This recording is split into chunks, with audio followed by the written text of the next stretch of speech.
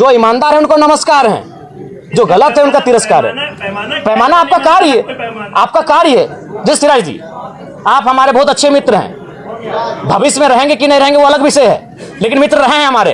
अभी जो आपकी और हमारी एक बहस हुई थी, पूरी दुनिया ने देखा, पूरे भारत ने देखा, लेकिन आप स्वीकार कीजिए सिराज जी, आपने 23 वीडियो बनाया था, 23 का 23 हमारे नेगेटिव में बनाया था। क्यों भाई? एक नया लड़का जो विधायक नहीं बना है, क्या आप इस सवाल, ठीक है मीडिया है, लेकिन इतना तो किसी का।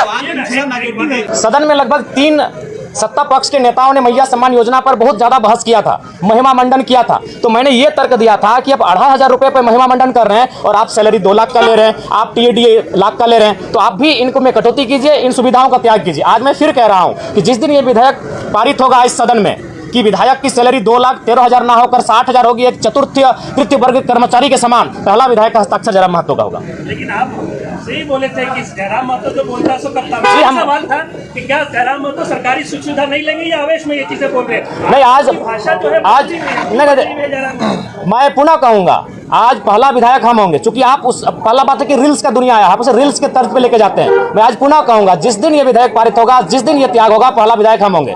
मेरा तर्क सुन लीजिए, आज अगर आप बात करें तो 4 करोड़ 32 लाख के लागत से आवास बना है। अगर जयराम महतो नहीं लेता है तो आपको जानकारी होना चाहिए, आज इस राज्य में कई ऐसे मंत्री हैं जो लगभग 2 आवास लेके बैठे हैं, 3 आवास लेके बैठे हैं, तो जाहिर सी बात है किसी वीआईपी के पास चला जाएगा। और ये राज्य जहाँ के छात्र काफी परेशान है, जहाँ के छात्र बड़ी संघर्ष के साथ रांची में आकर रह रहे हैं, तो मैं सोच रहा हूँ, मैं एक नया प्रयोग करने जा रहा हूँ। मैं अपने आवास को ऐसे छात्र जो डुमरी विधानसभा से, धनबाद बोकारो जिला से चलकर आके रांची में रहते हैं, उनके हवाले रहेगा। हाँ, नया भी, नया पुराना कोई जो मिलेगा। अभी फिलहाल अपने दोस्त के यहाँ रहते हैं। जयराम जी, और वैसे कौन से मुद्दे हैं जिनको लेकर बाद में आपका जो विधायक बनने के बाद जो बदल गई है?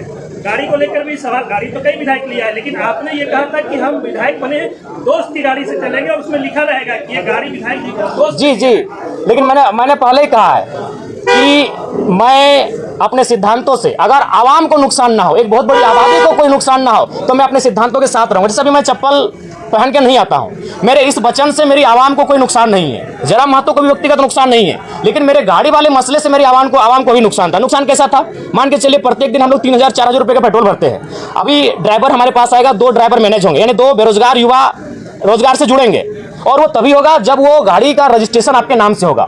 अभी सपोज दैट अगर मेरे बाबा जनता दरबार अभी झारखंड में ओपन कोई लगाता है तो जयराम महतो लगाता है। आप प्रशंसा करें, हमारी बुराई करें, खिंचाई करें, अलग बात है, लेकिन जो चैलेंजिंग विषय है, मिट्टी में बैठ के कोई जनता, और उस समय बहुत सारी समस्या ऐसी आती है कि बाबू हमको 500 रुपए की मदद कर दीजिए, बाबू हमको हॉस्पिटल का मामला है, हमको दवाई घट गया है, तो अपनी हैसियत के अनुसार हम उसे उनका मदद करने का प्रयास करते हैं। तो अगर मान के चलिए सरकार से हमें 3 से 5,000 रुपए का टी आएगा और उसे अगर हम अपने उपयोग में लाएंगे, तो हम फिलहाल जो पैसा तेल में खर्च कर रहे हैं वो मेरे पास बचेगा, और जो लोग मेरे जनता दरबार में इन छोटी छोटी समस्याओं को लेकर आ रहे हैं, उनका समाधान हो पाने में हम सक्षम हो पाएंगे। नहीं, वो फेक है, और हम चाहेंगे मीडिया बंधु इस तरह का सवाल बिल्कुल, आप लोग भी एक बार थोड़ा जांचें। धोनी जी से हमारी कोई मुलाकात नहीं हुई है, लेकिन ऐसा नहीं कि मुलाकात नहीं करना चाहते, हम भी उनका बहुत बड़ा समर्थक है, और बिल्कुल उनके छक्कों के, उनकी कैप्टेंसी के, उनके हर एक कार्य की हम भी प्रशंसक हैं। अगर कभी मिलेंगे तो हम अपने पोस्ट पे खुद सार्वजनिक करेंगे कि आज हम धोनी से मिले। अच्छा, सीसीएल में क्वार्टर को लेकर जो है अपराध विभाग गए थे, कई खबरें आई, आप रांची में हैं कैमरों के सामने, ये बता दीजिए कि सीसीएल में आपको जयराम महतो क्वार्टर चाहिए या नहीं चाहिए? जो अवैध रूप से क्वार्टर ले रहे हैं उनको खाली कराने के लिए? नहीं, वो एक बात, पहला बात है, अगर आप आंदोलन की बात करेंगे और संवैधानिक बात करेंगे तो फिर हमें लगता है बहुत सारी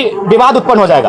अगर आप कहेंगे कि कुछ आंदोलन के तरीके ऐसे होते हैं जो लगता है कि लीक से हटकर है, अगर आप झारखंड अलग राज्य की लड़ाई को जानते हैं और यदि आपके परिवार के कोई सदस्य झारखंड आंदोलन की लड़ाई में भाग लिए हैं, तो उस लड़ाई को भी आप कहीं ना कहीं ये मानेंगे कि सड़क जाम करना ये तो संवैधानिक नहीं था, लेकिन कभी कभी ऐसे क्रियाकलाप करने पड़ते हैं जिससे दिल्ली तक आवाज जाए।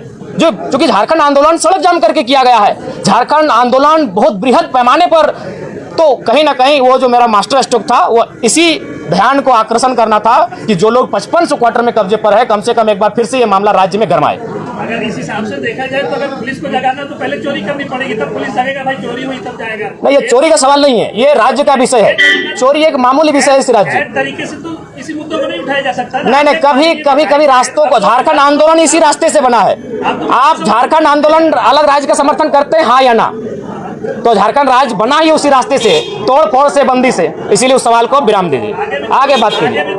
देखिए, जब सीढ़ी आप खुद बोले हम समर्थन करते हैं, आप अभी 30 सेकंड पहले बोले कि हम झारखंड राज्य का समर्थन करते हैं, तो मैं बताना चाहता हूं, चूंकि मैं एक आंदोलनकारी का बेटा हूं, झारखंड राज्य सड़क जाम करके लिया गया, इसलिए सवाल कब रखिए। अगला सवाल। वाजपेयी जी का कोई योगदान? देखिए, वाजपेयी जी अगर डायरेक्ट झारखंड राज्य दे देते, निसंदेह उनका योगदान है, कलम में उनका योगदान है, लेकिन क्रांति में झारखंडियों का योगदान है जिनका रक्त बहा है। आप विचित्र बात कर रहे हैं भाई। इसका मतलब जो लहू बहा, जो माए विधवा हो गए, उनका कोई योगदान नहीं है?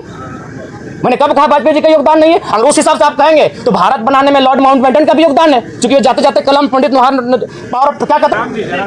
कुर्मियों को लेकर के क्या विचार है? जी, कुर्मियों को लेकर मैं अपना स्टैंड पूर्व में भी क्लियर कर चुका हूं, आज भी क्लियर कर रहा हूं। मैं उनके शेड्यूल ट्राइब में जो मांग है उसका समर्थन करता हूं, लेकिन मैं एक तरीका चाहता हूं कि जो विवाद उत्पन्न हो रहा है वो विवाद ना उत्पन्न हो, क्योंकि भारत एक संवैधानिक देश है। भारत के संविधान आर्टिकल 48 के ए में वन्य जीवों की सुरक्षा की बात करता है। तो कुर्मी कौम इस राज्य की सबसे बड़ी एकल आबादी है, सबसे बड़ी एकल आबादी अगर इस राज्य की कोई है तो कुर्मी है। सबसे अगर शहादत की एक लंबी लिस्ट निकाली जाएगी तो आधी शहादत आपको कुर्मी कौम से दिखेगा, चाहे निर्मल महतो रहे, शक्तिनाथ महतो रहे, सुनील महतो रहे, ऐसे किस्से खत्म नहीं होंगे।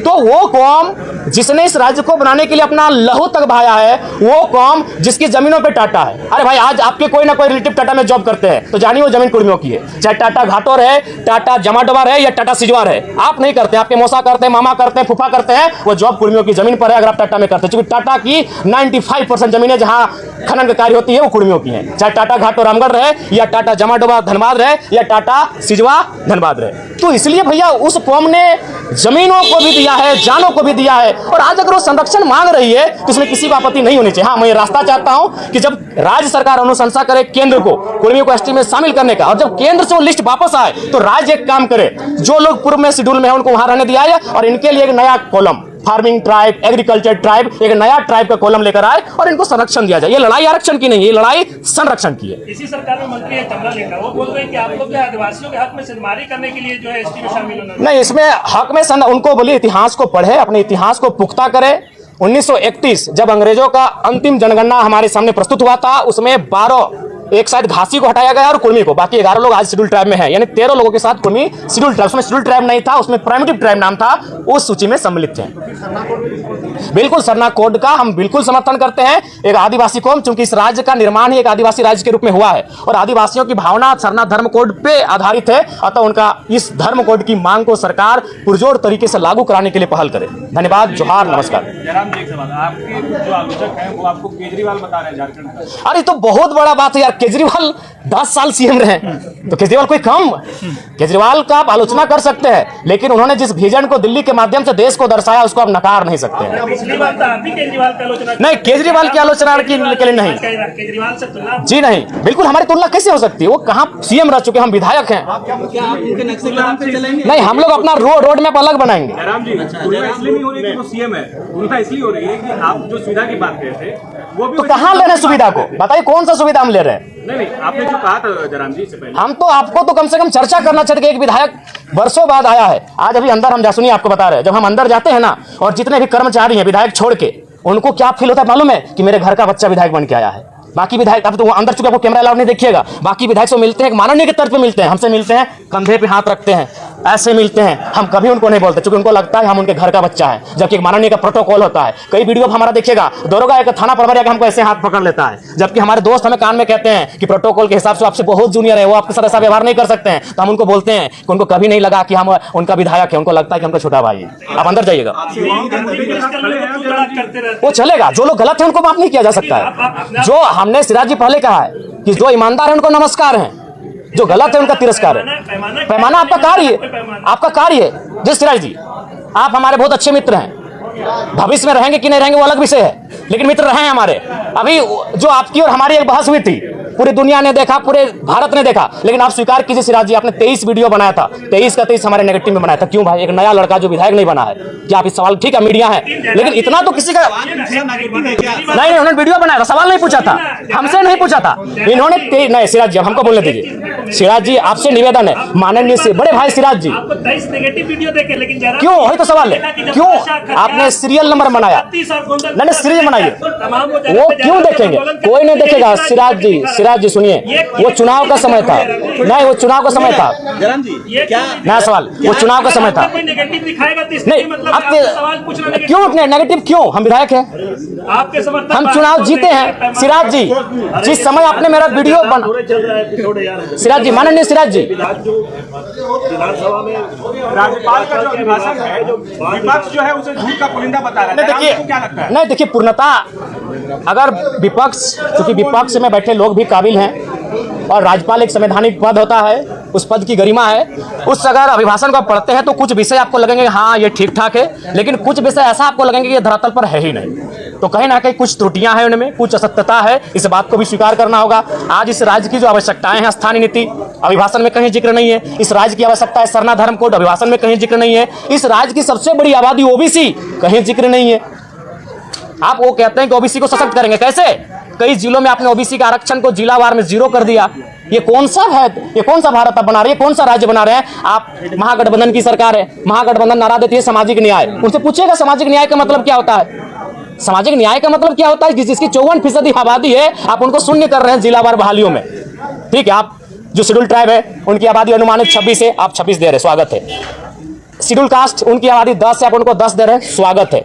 जो बच जाते हैं उनकी आबादी 10 है, आप उनको ईडब्ल्यूएस के नाम पे 10 दे रहे हैं, वो भी लगभग हिसाब से ठीक ठाक है। लेकिन ओबीसी जिनकी आबादी 54% है, उन्हें आप 14 दे रहे हैं। बताइए तो कौन सा सामाजिक न्याय है? महागठबंधन की सरकार है। तो ऐसे में अगर कोई सवाल करे कि ये राज्यपाल महोदय के द्वारा जो अभिभाषण पढ़ा गया इसमें सत्यता नहीं है, तो बताइए कैसे नहीं लोग इस पर चर्चा करेंगे? बात करें 54% आबादी का आरक्षण कहाँ है? ठीक, धन्यवाद। बहुत बहुत